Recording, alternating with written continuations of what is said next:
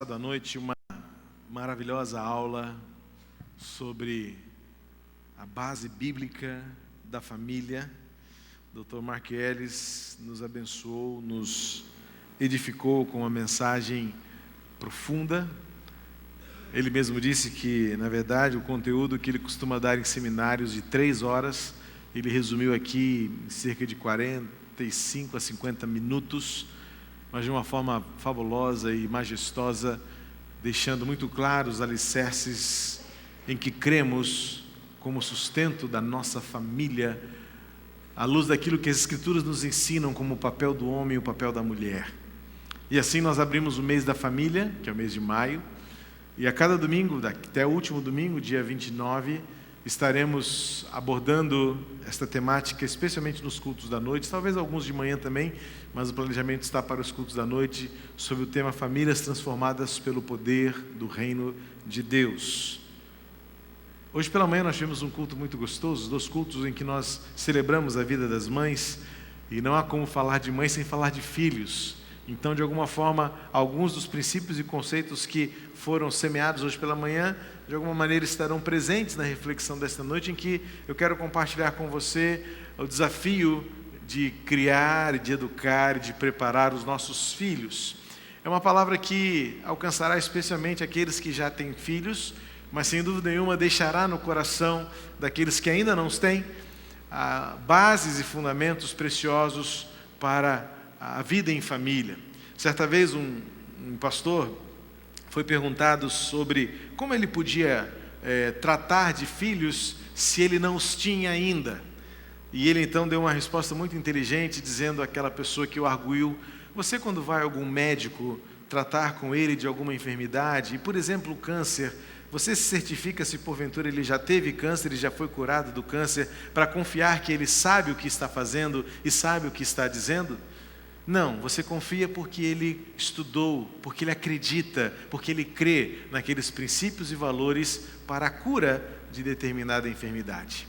Isto vale para nós também. Durante muito tempo eu acreditei e acredito nos valores bíblicos acerca da família, mesmo que eu ainda não tivesse vivido-os, como por exemplo estar casado, mas mesmo assim celebrava casamento como pastor solteiro que fui durante cerca de 1 ano e meio. E mesmo depois, por quase 8 anos, mesmo sem ter filhos, sempre podia falar e ensinar sobre aquilo que eu acredito acerca de filhos. Portanto, o fato de você ainda não ter filhos não desvaloriza os princípios e conceitos que esta reflexão poderá trazer para você nesta noite. Mas especialmente a você que já os tem. Sem dúvida alguma, sabemos que nossos filhos vivem em constante perigo.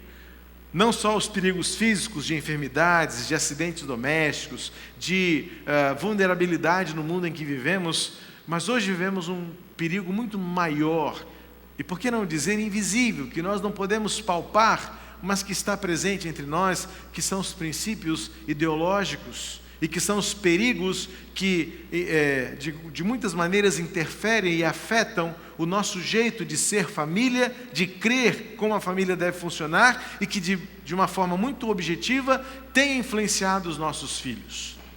Como eu disse, voltando um pouco àquilo que compartilhamos pela manhã, quem estava nos cultos da manhã, eu acredito que as famílias têm se omitido diante da responsabilidade que recebem de Deus, de instruírem, de formarem o caráter de seus filhos.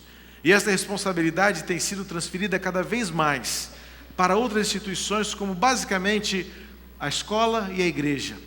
Quando não, transferem isso para a própria sociedade, deixando que os relacionamentos fraternos, os amigos, os colegas, formem em seus filhos aquilo que você precisa inculcar, aquilo que você precisa formatar, aquilo que você precisa fundamentar na mente de seus filhos. Mark Twain, ou Twain, um americano do século retrasado, falecido em 1910, ele nasceu em 1835, faleceu em 1910, ele era um homem muito curioso e escreveu vários livros em várias áreas, área tecnológica, área social, área familiar, e tem cunhada várias frases muito interessantes, muito perspicazes. Mark Twain é um dos autores que eu gosto muito de ler como referência de frases inteligentes.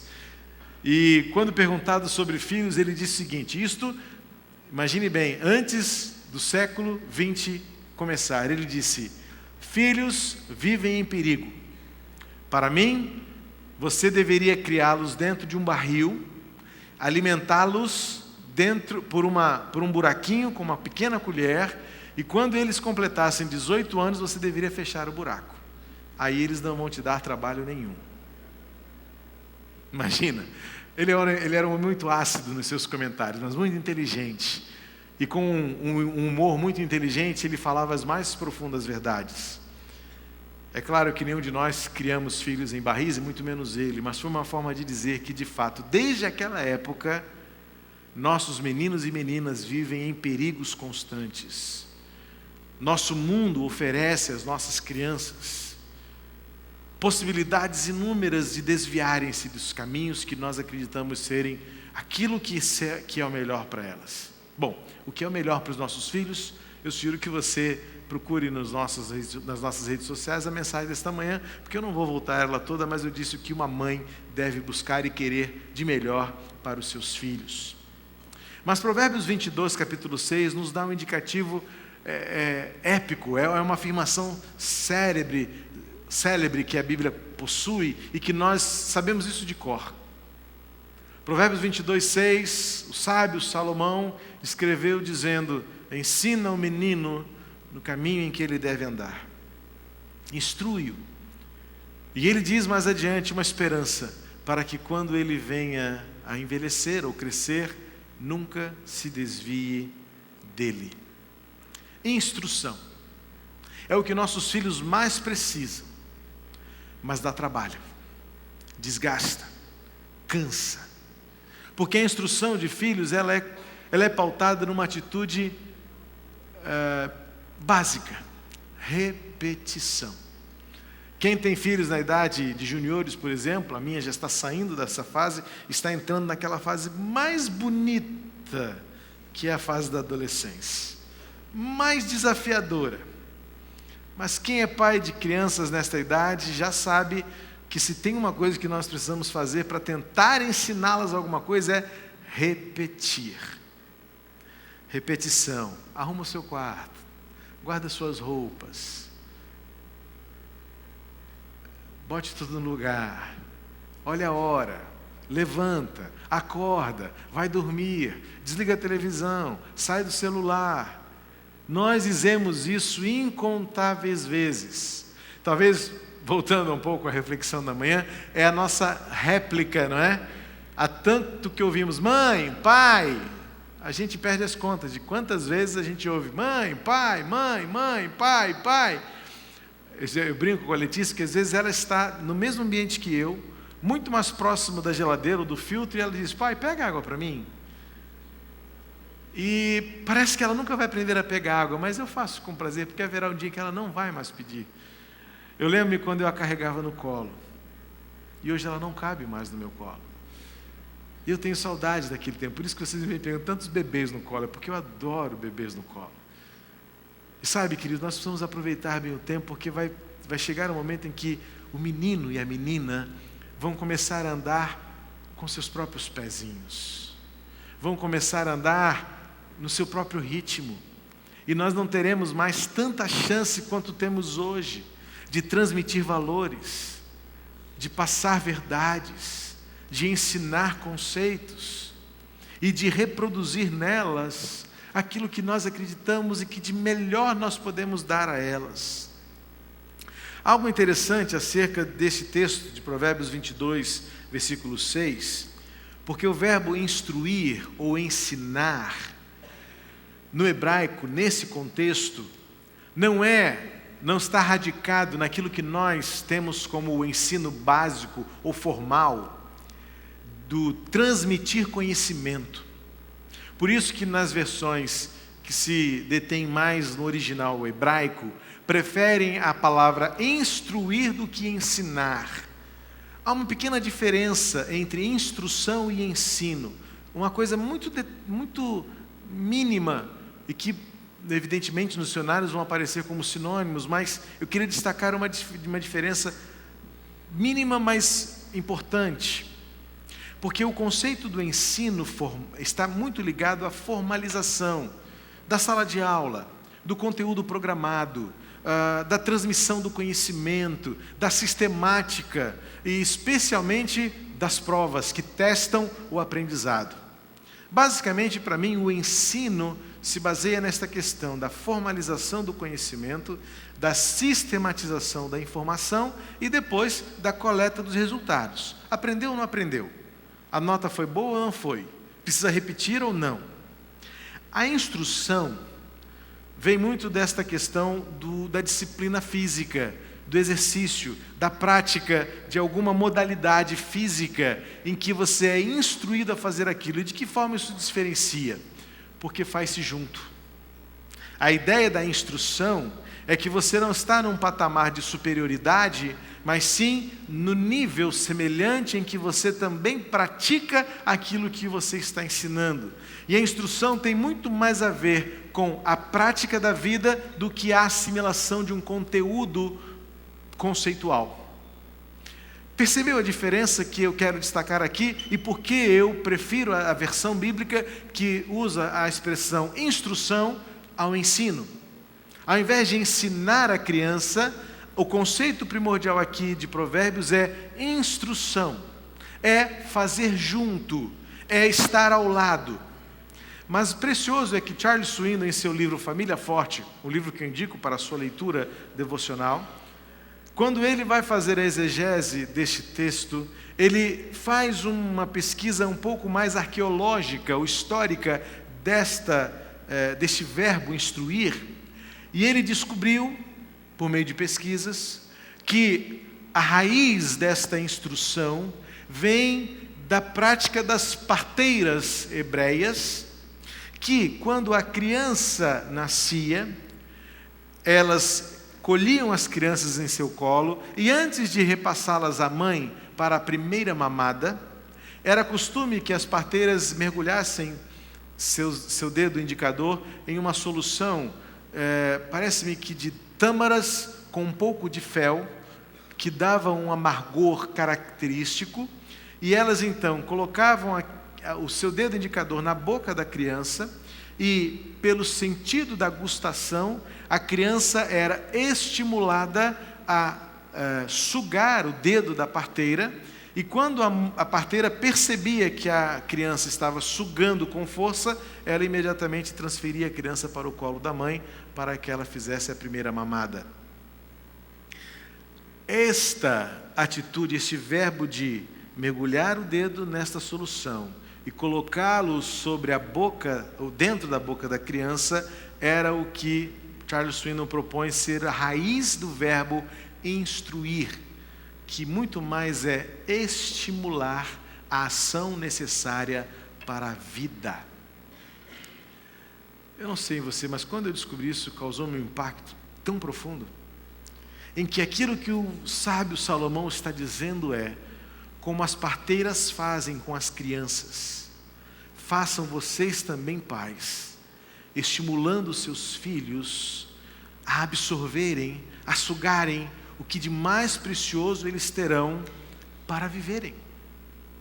E então, o conceito de instrução é, além de fazer junto, de participar, de encorajar, tem o sentido do estímulo, do encorajamento para que nossas crianças façam o que deve ser feito.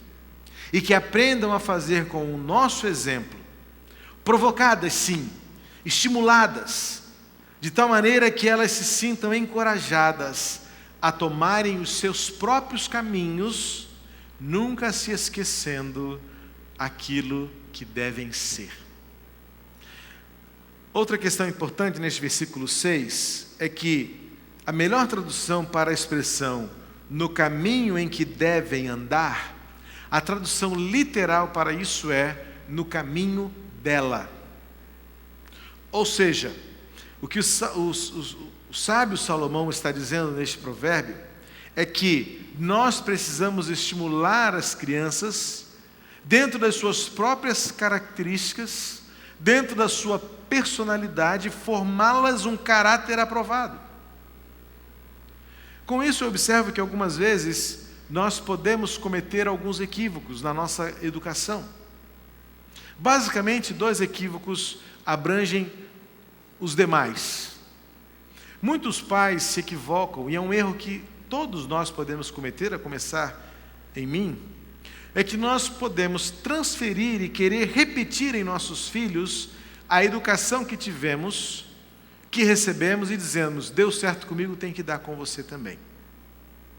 Certo que nós trazemos em nós uma bagagem, uma carga não só genética, mas também uma herança de comportamento que nós acumulamos e assimilamos ao longo de toda a nossa infância, adolescência, juventude, e trazemos conosco de forma muito latente e natural. Mas dizer simplesmente, ou de forma muito simplista, que o que funcionou com você como filho vai funcionar com o seu filho ou com sua filha no seu processo educativo, é simplificar o processo de instrução e de estímulo, porque de geração em geração nossos filhos tornam-se diferentes de nós.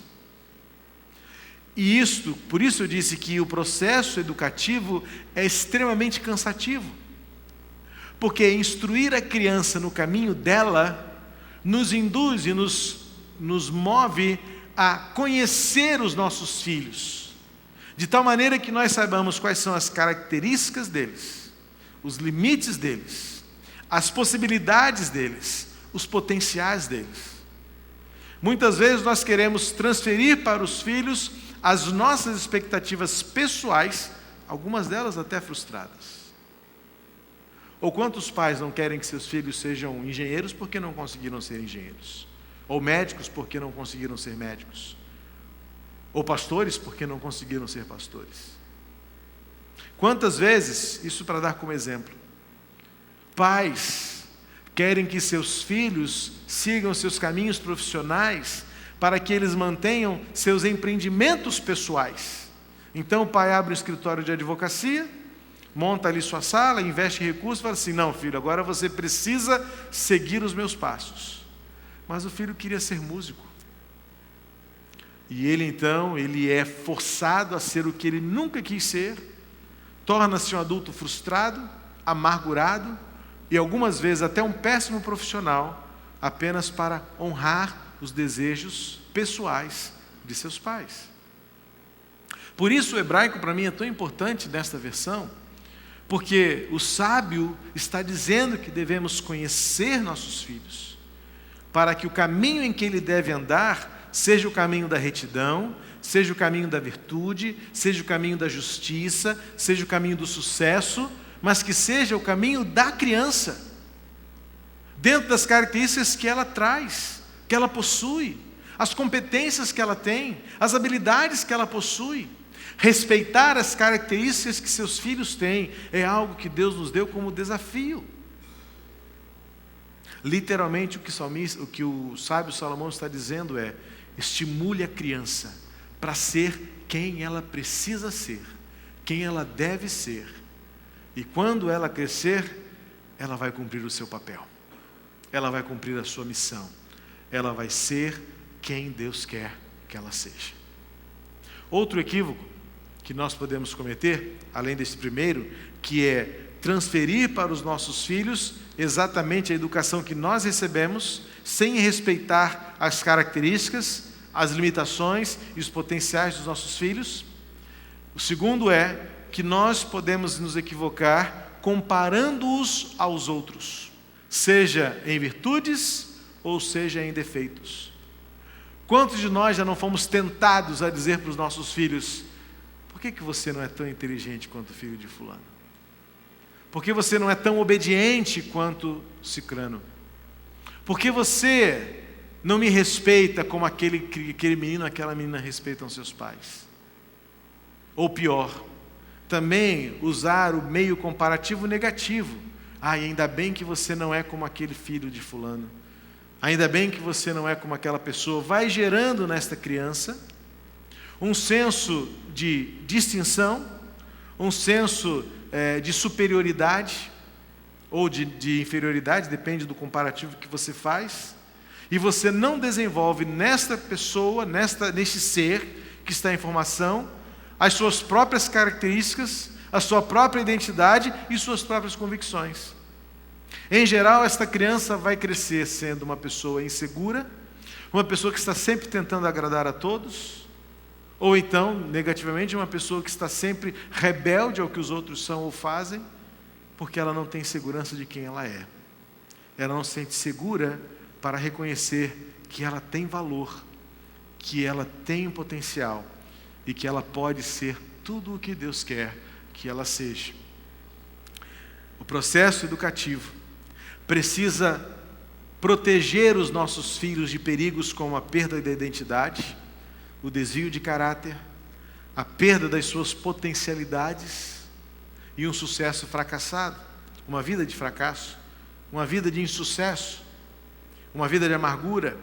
E quantas vezes alguns processos depressivos que alguns vivem são fruto de criações, frutos de pressões feitas e exercidas de forma abusiva, de forma defeituosa e viciada, em que nossos filhos crescem sem saber o que devem ser. Eu quero sugerir a você 4 perguntas que precisam ser respondidas de forma adequada para que nossos filhos vençam os perigos que a vida, a sociedade, a geração lhes oferece. Para que eles não precisem viver dentro de um barril com rolha, como Mark Twain sugere ironicamente, mas para que eles voem, para que eles saiam do ninho, para que eles alcem voos até maiores do que nós, como eu disse hoje pela manhã, de que é uma realidade de que as próximas gerações galgarão degraus maiores do que os nossos. E quanto maiores os nossos degraus, maiores poderão ser os dos nossos filhos. Alguns pais não alcançaram uma carreira de sucesso como gostariam, mas seus filhos poderão, se receberem investimento, o encorajamento, se descobrirem por si só quem são. E basta uma leitura assim, genérica e geral, e você vai perceber que muitos filhos conseguem ter condições de vida melhores do que seus pais, porque alcançaram patamares mais elevados. E podem dar a seus pais um futuro honrado, um futuro confortável, de que hoje muitos pais desfrutam de um futuro confortável porque seus filhos investiram em sua vida profissional, investiram em sua carreira e hoje podem sustentar seus pais, o que é uma bênção, o que é uma honra, o que dá vida longa segundo os preceitos de Deus.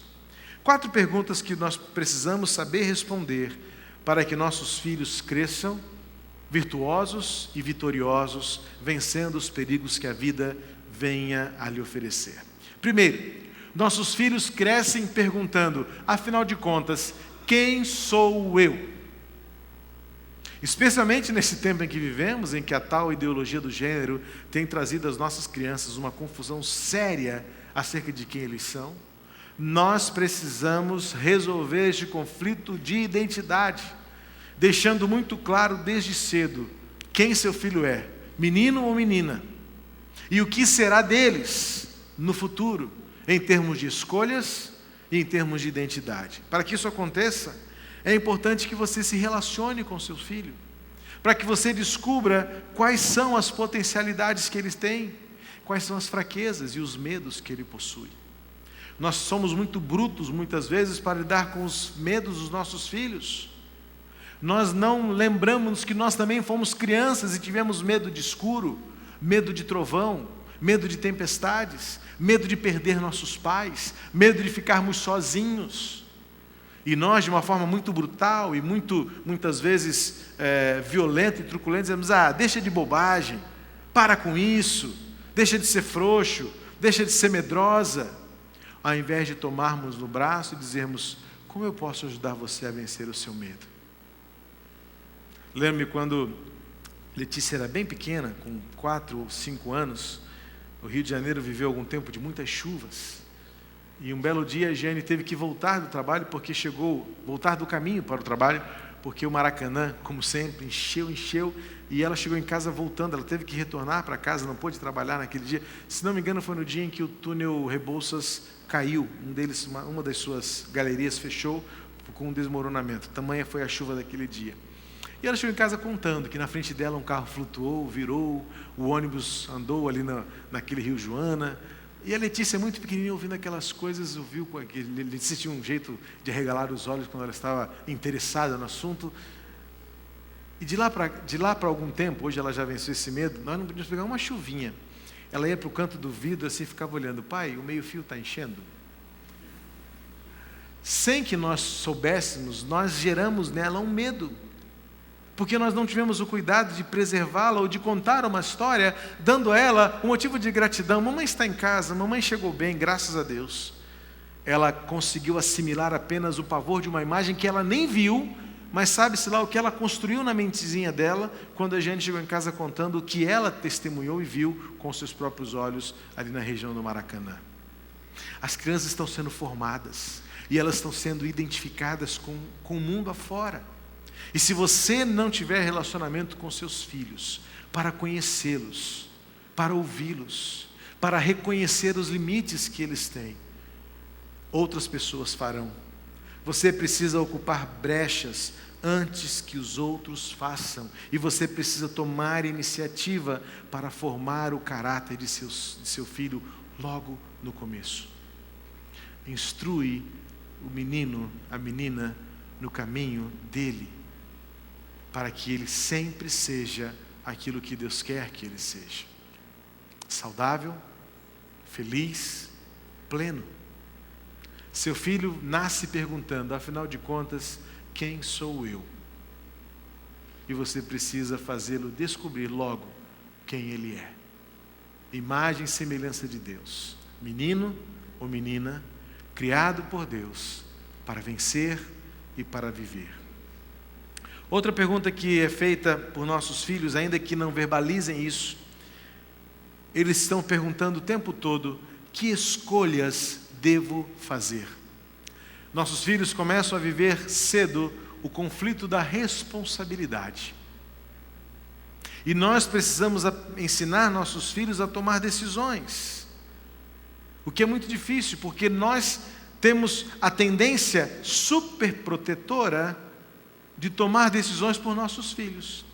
É natural. Até certo ponto é você quem escolhe a roupa, é você quem decide o que ele vai comer, é você que decide a hora de acordar e de dormir, é você quem determina se ele vai ou não. Mas chegará um momento em que eles terão de tomar essas decisões sozinhos. E você precisa, enquanto vai tomando decisões por ele, ajudando a tomar decisões por si só. Por exemplo, quando você ensina seu filho ou sua filha a se vestir, não pode ser algo impositivo só porque você gosta daquela roupa. Mas ao momento em que você sugere a ele aquela roupa que ele vai vestir e determina pela idade a roupa que ele vai vestir, você deve mostrar o porquê dele estar vestindo aquela roupa no princípio da adequação. Há roupas que só servem para a praia. Há roupas que só servem para a igreja. Ainda que alguns ainda confundam isso. Há vestimentas que dentro do princípio de adequação, por mais que a sociedade tente quebrar os paradigmas, você precisa ensinar seu filho a ter um comportamento adequado em acordo com cada circunstância. De tal maneira que quando ele estiver sozinho, ele lembre-se, esta escolha eu estou tomando por princípio, para agradar a Deus e não para agradar aos outros. Porque algumas vezes, agradar a Deus é até mesmo desagradar a mim mesmo, por princípio de obediência. O conflito da responsabilidade é quando você precisa ensinar seus filhos que os problemas não se resolvem sozinhos. E você precisa então ouvi-lo, corrigi-lo quando necessário, comunicar-se, mas acima de tudo, dar ao seu filho a possibilidade de ver como você reage às decisões. Nossos filhos precisam ver em nós que vale a pena decidir pelos princípios de Deus. Se nossos filhos nos verem dando jeitinhos, se nossos filhos nos ouvirem dizendo meias verdades, se nossos filhos nos verem escolhendo os atalhos morais, nossos filhos serão adultos com moral duvidosa. E não adiantarão 10 medidas contra a corrupção, não adiantarão impeachment, não adiantarão discursos bonitos contra os políticos corruptos, se nós, como pais, não ensinarmos nossos filhos a fazer o que é certo. dar a eles respostas para que eles saibam que caminho devem tomar, para que não haja desvio de caráter. Muitas vezes a sociedade diz: mas o que tem? Mas se eu não fizer isso eu não vou ter direito. Mas se eu não fizer desse jeito eu não vou poder usufruir. Mas muitas vezes seguir a Jesus é você não usufruir, é você abrir mão, é você não ter direito, é você perder. Mas saber que a decisão e a responsabilidade são frutos da sua escolha pela instrução da palavra de Deus. E quem determina é a palavra de Deus. As nossas decisões e as nossas responsabilidades precisam ser frutos de escolhas fundamentadas na palavra de Deus. Instrui o menino ou a criança no caminho dele, ou no seu caminho, ou no caminho em que ele deverá andar. E quando ele crescer, não deverá haver desvios. Primeira pergunta, então: quem sou eu? Segunda pergunta: que escolhas devo fazer? Terceira pergunta: que regras eu devo respeitar? Que regras? Este é o conflito da autoridade. Quem manda em mim?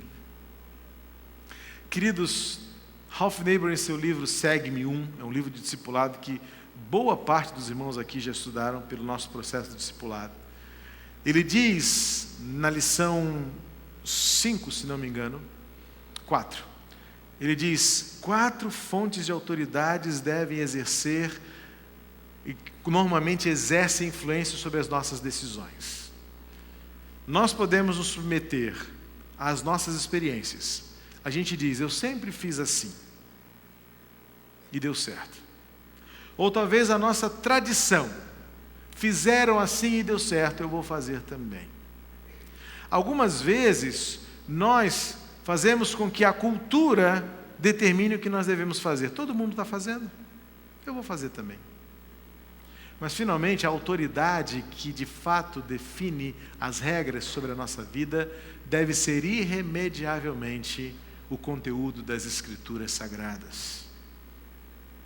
Nós precisamos ensinar aos nossos filhos que, ainda que não haja bons exemplos diante de nós, a graça de Deus se manifesta e ela é a razão de nos tornarmos homens e mulheres segundo o coração de Deus. Eu gosto de lembrar que quando o apóstolo Paulo escreveu aos Coríntios, na sua segunda carta, no capítulo 5, ele diz no versículo 10 que todos nós iremos comparecer diante do tribunal de Deus e prestar contas do que fizemos ou deixamos de fazer. Russell Shedd, quando explica esse texto, ele diz assim: eu creio que diante do tribunal de Deus não haverá desculpas. Ou seja, a autoridade da palavra de Deus não nos deixará desculpas para dizer: mas eu não tive bons exemplos. Mas o meu pai fez isso e fez aquilo. Mas a minha mãe fez isso ou fez aquilo. Mas o meu filho era difícil, era rebelde. Não importa, porque mesmo que não haja bons exemplos à nossa volta, nós precisamos nos submeter a uma única autoridade que determina a regra de conduta, a regra de atitude, a regra de reação, a regra de comportamento: a palavra de Deus, as Escrituras Sagradas. Se você ler a história de Josias, o rei Josias, que assumiu o trono de Israel com apenas 8 anos de idade, você vai ver a história de Josias e seus pais foram terríveis. Seu pai foi um homem de quem Israel não teve saudade. E ele chegou ao trono com apenas 8 anos de idade, pré-adolescente. Mas foi um rei que agiu segundo a vontade de Deus. Por quê? Porque ele redescobriu as Escrituras. Foi Josias que reformou o templo. E lá o seu sacerdote encontrou o rolo da lei. E ele então se rasgou de vestes, se vestiu de cinzas e conclamou ao povo um jejum e disse: nós precisamos resgatar isto, porque enquanto nós não obedecermos esse livro, nós não viveremos. Tão jovem, tão prematuro, mas ao mesmo tempo tão corajoso para obedecer à graça de Deus. Josias abraçou as Escrituras e cultivou um coração temente a Deus. Nós precisamos ensinar os nossos filhos que quem tem autoridade sobre nós precisa ser a palavra de Deus, as Escrituras.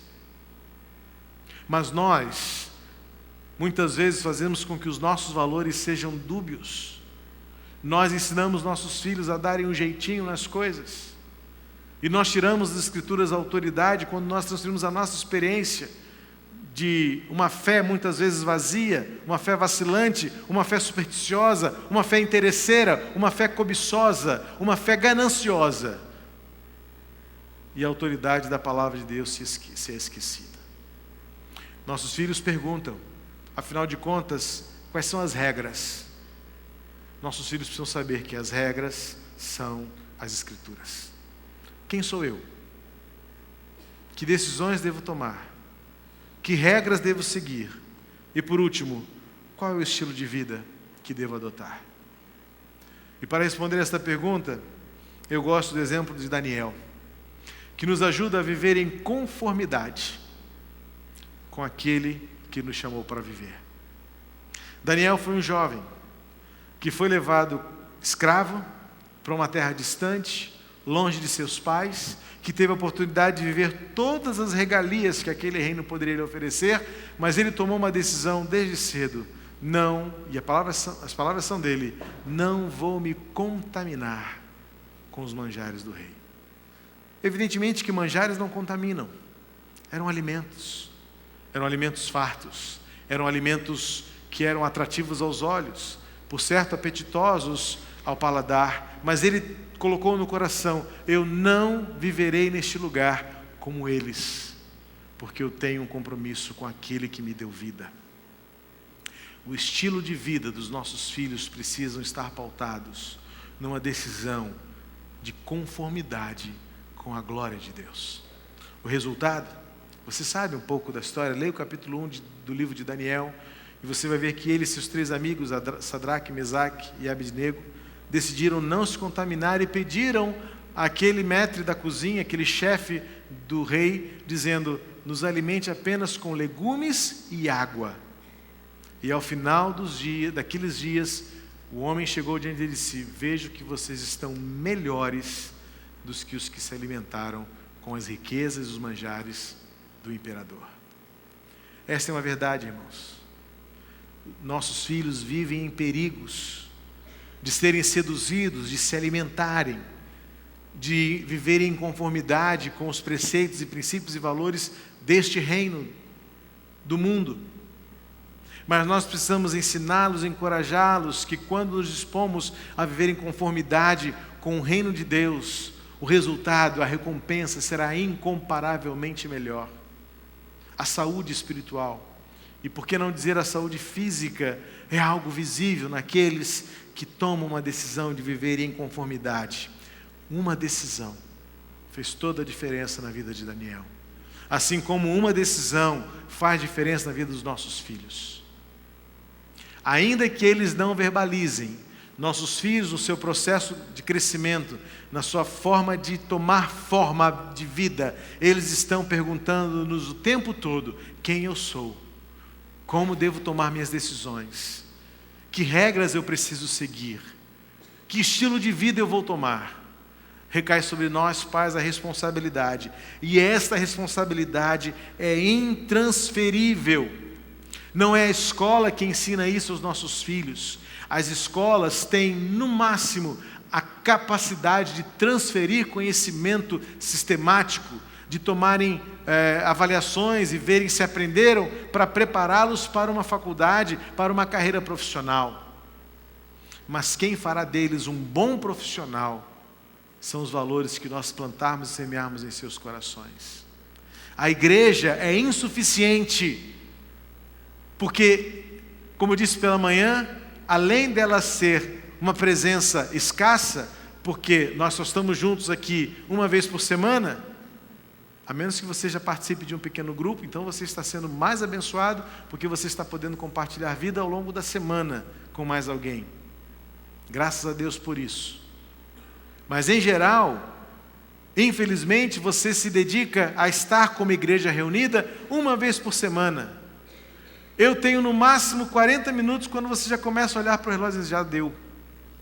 E você vai embora. E chega em casa e vai ligar o Fantástico, vai ligar o Domingo Espetacular, vai ver o seu filme, ou vai dormir cedo porque amanhã você acorda cedo. Eu não tenho o acesso que você tem aos seus filhos. Os professores da escola bíblica lançam apenas pequenas e mínimas sementes. A igreja é insuficiente. A igreja não é plenamente capaz de fazer dos seus filhos aquilo que você deve fazer.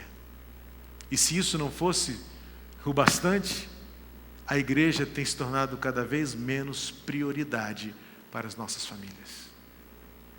Quando na maioria das vezes, as menores e as mais irrelevantes desculpas são usadas para deixar de virmos estar aqui cultuando ao Senhor. Portanto, não tem escapatória. Ou a família reassume o seu papel, e vocês e nós, pais, juntos, reassumimos a nossa tarefa de instruirmos nossos filhos no caminho deles, para que eles nunca se desviem daquilo que Deus tem para eles, ou ninguém mais fará. Por isso, nós precisamos de atitudes como pais, que nos ensinem, e que os ensinem e que os ajudem a descobrirem quem eles são, que decisões eles deverão tomar, que regras devem ser seguidas, qual é a autoridade sobre a vida deles, e por último, qual é o estilo de vida que vale a pena. E o estilo de vida é Jesus.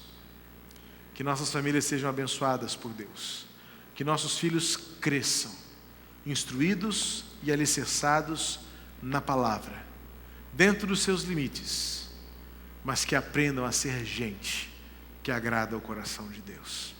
É o seu papel, é o meu papel, como homens e mulheres, de criarmos nossos filhos no caminho em que devem andar, para que nunca se desviem deles. Nosso Deus e nosso Pai, muito obrigado, Senhor, porque o Senhor continuas nos dando chance e oportunidades de aperfeiçoarmos e de aprimorarmos nossas famílias. Transforma-as, Senhor, pelo poder do Teu reino. Que nossas famílias sejam cada vez mais abençoadas e também abençoadoras. Abençoa os nossos filhos, para que sejam instruídos, formados, estimulados a terem uma identidade, a tomarem decisões, a seguirem a regra maior, Tua palavra, e terem um estilo de vida que agrade o Teu coração. A partir do nosso exemplo, a partir da nossa instrução, a partir do nosso legado, que nossos filhos sejam homens e mulheres segundo o Teu coração. Em nome de Jesus. Amém. Vamos ficar de pé e vamos louvar ao Senhor esta oração.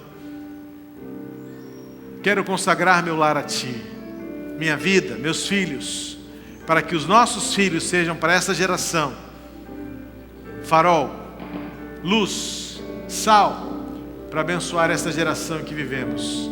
Filhos e filhas abençoados pelo Senhor, instruídos por nós, seguindo o exemplo, herdando um legado de vida que só nós podemos dar a eles, para que quando nós faltarmos, eles prossigam e persigam a história de famílias abençoadas por Deus, geração após geração, até que Cristo venha.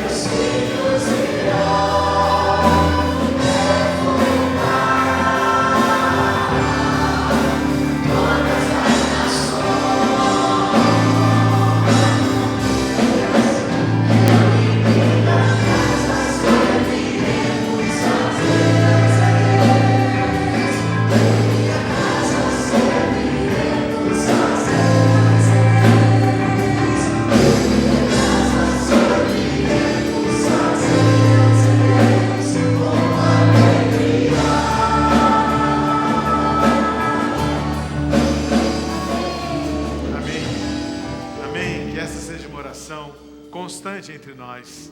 Eu e minha casa serviremos a Deus. Próxima quarta-feira teremos quarta missionária e após o culto a saída do grupo, a equipe com o Luz na Calçada. Se você deseja participar, venha. O grupo sairá às 10 horas, mesmo que você não possa vir para o culto. Às 10 horas o grupo estará se reunindo aqui no IP para sair, para levar um pouco de carinho